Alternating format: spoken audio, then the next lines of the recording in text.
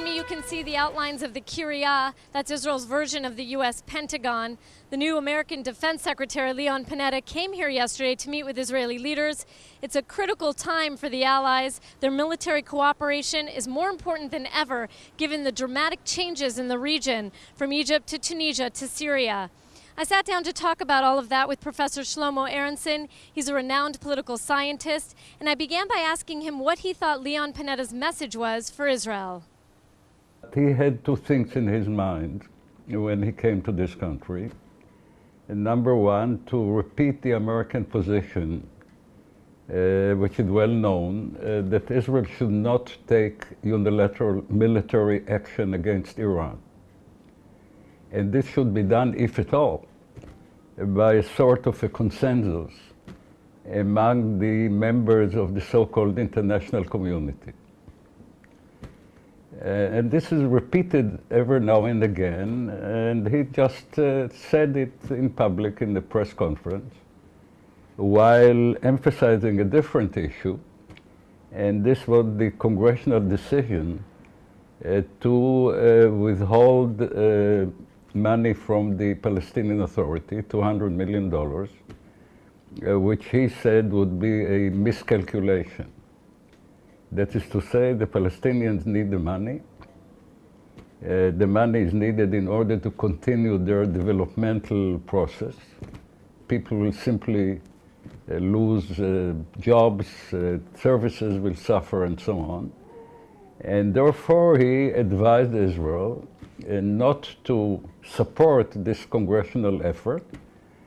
And then he continued to Egypt, which is one big question mark, even to him, because nobody knows what will be the end of the revolution in Egypt. And in general, this region is in turmoil. Yeah, I thought it was interesting that Panetta said, I want Israelis to know that America is committed to your security and we stand with you against the challenges, which is not the typical language that a senior U.S. official uses to talk, in a way, a plea to the Israeli public. Do you think people here are nervous that America's military financial aid may be reduced? No, we are much more nervous about the decline of American power and the decline of American standing in this region, because we do have here a number of problems in which the United States, let's say, cannot pursue its leadership position as it used to.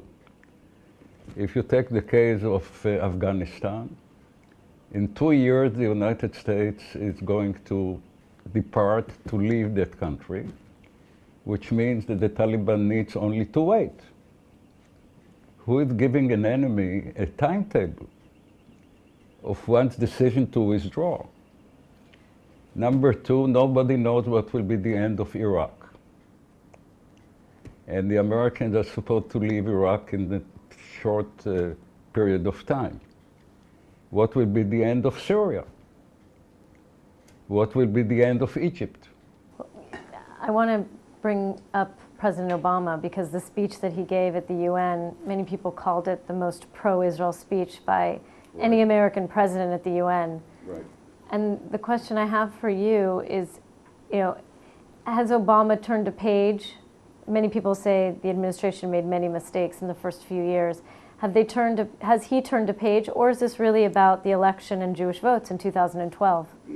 Well, Mr. Obama has to face criticism of Israel, of the Israeli government, which is shared by Israelis and by a number of groups of American Jews with regard to the settlement policy of the Netanyahu government in the West Bank.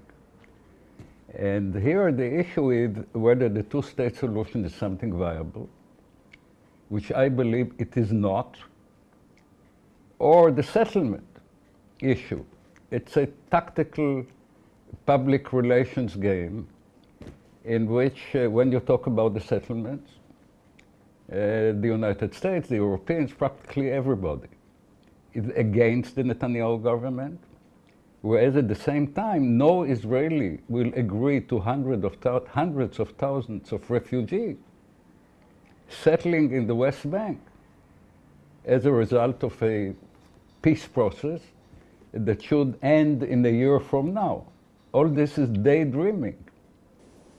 Do you think that the President Obama has any power to move the process forward in the next year before the elections, or are we going to see another year of no movement? No, he's trying to. And the question is exactly whether the issue will be settlement, which seems to be the case by now, or the issue will be a not viable Palestinian state in the West Bank, plus millions of Palestinian refugees, plus Hamas in Gaza, which doesn't accept the authority of Mr. Abu Mazen, which is the real structural issue, which I'm trying to separate from what seems to be the case with regard to the settlement.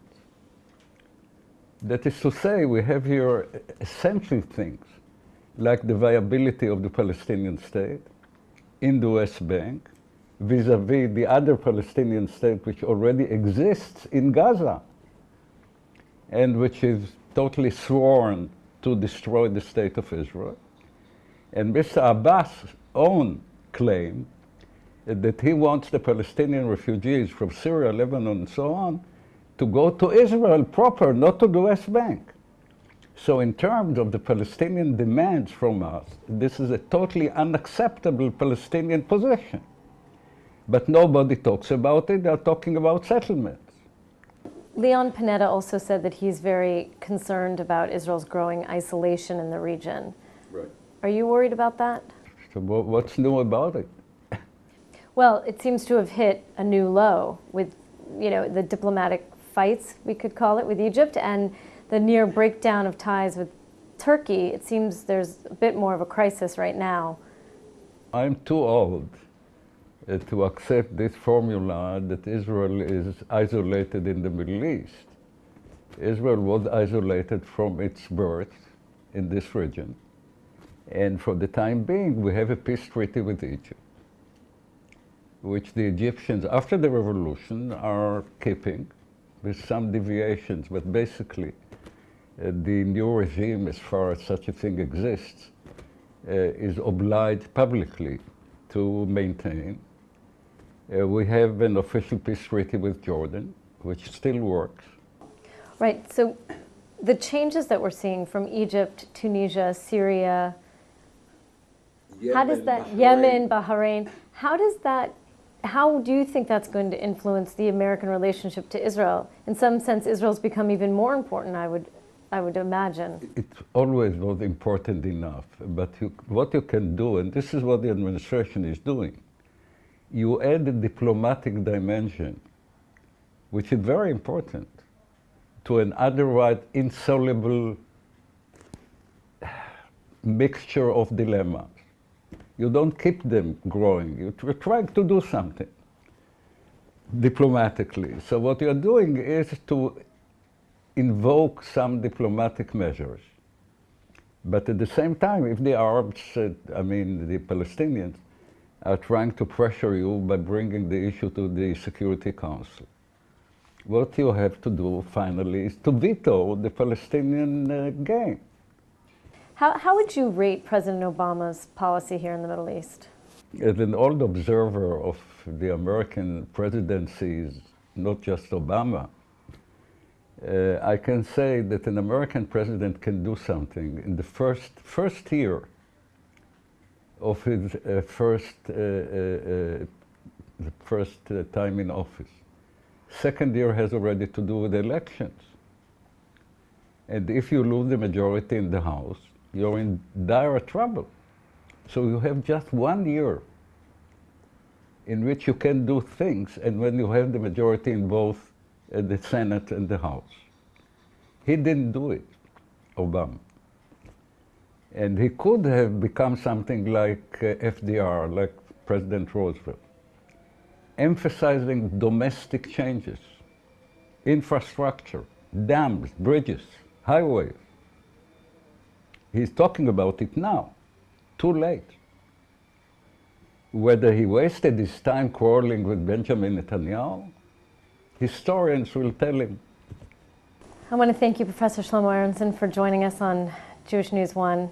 You are more than welcome.